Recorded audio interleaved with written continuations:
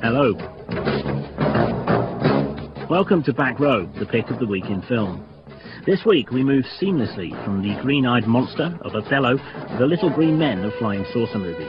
Plus, we reveal number 3 in our soundtrack poll, rattling past as I speak. But first, the Back Row interview. 29-year-old writer-director Shane Meadows is the closest we have to a saviour of the British film industry. He's a graduate not of some fancy film school, but the University of Life, situated somewhere on the outskirts of Nottingham. An enthusiast who made short films on video using borrowed equipment and tapes bought with benefit money, it was his 60-minute amateur film Small Time that first earned him promises of the big time. His first 2 proper films, 24/7 and A Room for Romeo Brass, were critically acclaimed but failed to find the audience they deserved. As such, Once Upon a Time in the Midlands is more than just his 3rd film. A contemporary western, once again co-written with his friend Paul Fraser and set in Nottingham, it's not only the swan song of Film 4 distributors, but potentially Shane Meadows' last stand. So what are you back for, Jimmy?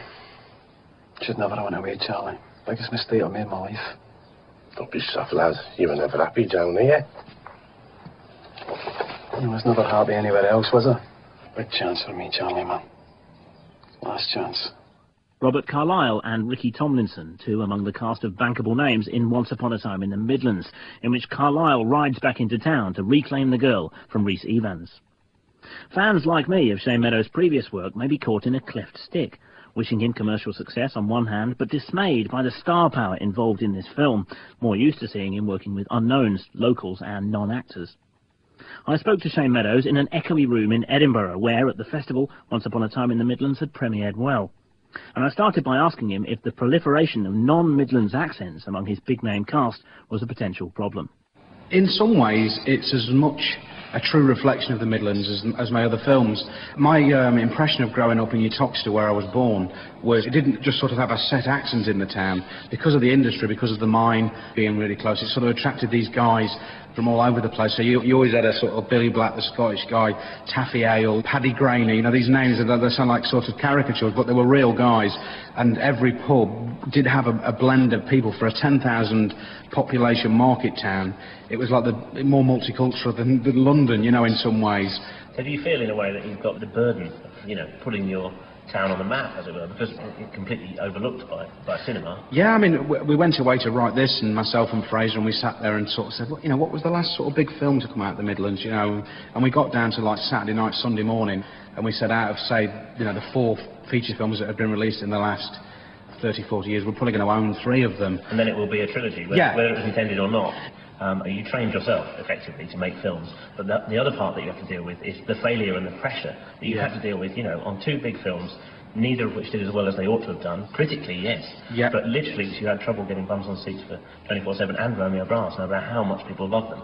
And I sort of sense this pressure must be upon you, even more with this film. I mean, the only way I can sort of put my point across there is that I can live with the commercial failure of a film if it's something that I've made from in my chest, you know. If you know, the best example, I had £5 grand to make Small Time, and someone came in at the time. This happens to me every time I go to make a film.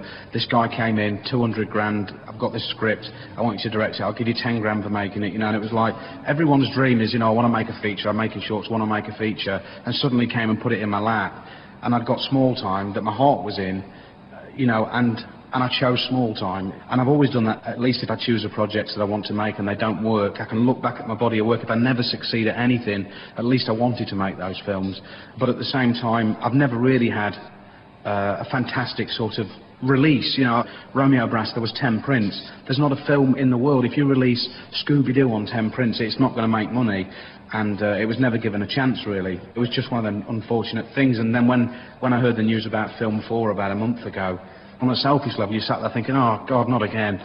You know, here we go. I'm going to like end up with like one really old print with French subtitles on from Cannes, making its way around. And in actual fact, it's really taught me a lesson, because they've actually said, well, you know, this is going to be our last film. It's the last film we've made. It's the last film we're releasing. And they've thrown everything at it.